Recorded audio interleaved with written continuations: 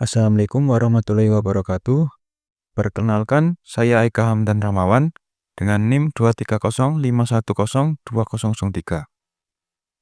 Dalam video ini, saya akan mempresentasikan ujian akhir semester manajemen risiko. Materi yang saya akan paparkan adalah tentang alur proses manajemen risiko. Penjelasan ini mengacu kepada kerangka kerja yang dijelaskan dalam standar SNI IEC/ISO 31010/2016. Tujuan presentasi ini adalah untuk memberikan gambar yang jelas mengenai setiap tahap dalam mengelola risiko secara efektif. Sebelum kita membahas alur utamanya, terdapat dua kegiatan penting yang selalu menyertai keseluruhan proses manajemen risiko. Yaitu yang pertama adalah komunikasi dan konsultasi. Keberhasilan manajemen risiko sangat bergantung pada komunikasi yang baik dengan semua pihak yang terkait. Ini penting agar semua informasi dan sudut pandang dapat dipertimbangkan. Yang kedua adalah pemantauan dan tinjauan.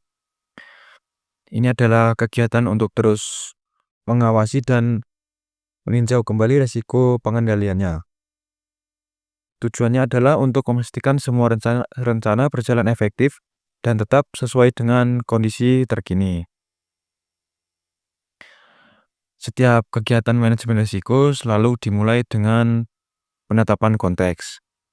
Pada tahap ini, yaitu pada tahap pertama, tahap ini seperti membangun fondasi.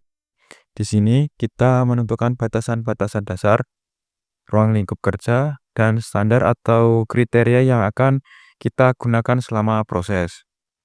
Secara sederhana, kita menjawab pertanyaan seperti apa tujuan yang ingin kita capai, faktor internal dan eksternal apa yang mempengaruhi kita, bagaimana kita akan mengukur risiko, dan level risiko mana yang bisa kita terima. Selanjutnya masuk ke tahap yang kedua. Setelah fondasinya kuat, kita masuk ke tahap inti, yaitu penilaian risiko. Ini adalah sebuah proses utama yang terdiri dari 3 kegiatan pokok untuk memahami risiko secara menyeluruh. Yang pertama adalah identifikasi risiko. Langkah ini untuk menemukan, mengenali, dan mendata semua risiko yang ada.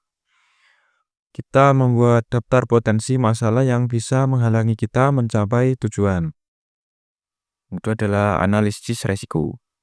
Setelah risiko teridentifikasi, kita perlu memahami sifat dan karakteristik dari setiap risiko secara mendalam.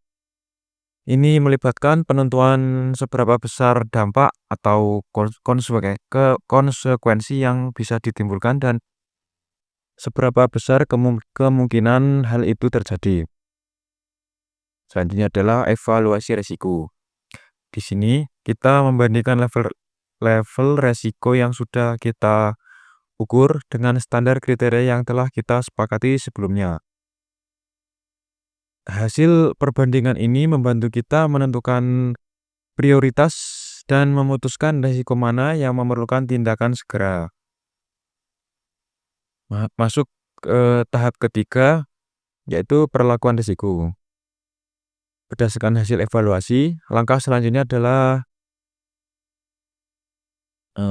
perlakuan risiko. Tahap ini untuk mengambil tindakan nyata. Kita memilih dan menetapkan cara terbaik untuk menangani risiko. Bentuk perlakuannya bisa bermacam-macam seperti menerapkan sistem pengamanan baru, mengubah prosedur kerja, atau cara-cara lain untuk mengurangi kemungkinan atau dampak risiko tersebut. Tujuannya adalah membawa tingkat risiko ke level yang dapat diterima.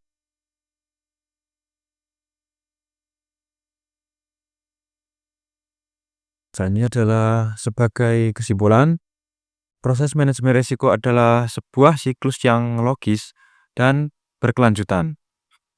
Proses ini membantu organisasi untuk tidak hanya bereaksi terhadap masalah, tetapi juga menjadi lebih siap dalam menghadapinya.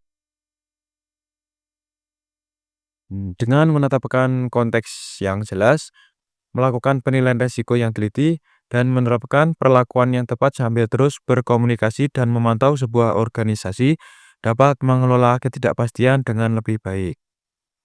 Sekian video presentasi yang dapat saya sampaikan. Bila ada kurang lebihnya, saya mohon maaf. Wabillahi taufiq wal hidayah. Wassalamualaikum warahmatullahi wabarakatuh.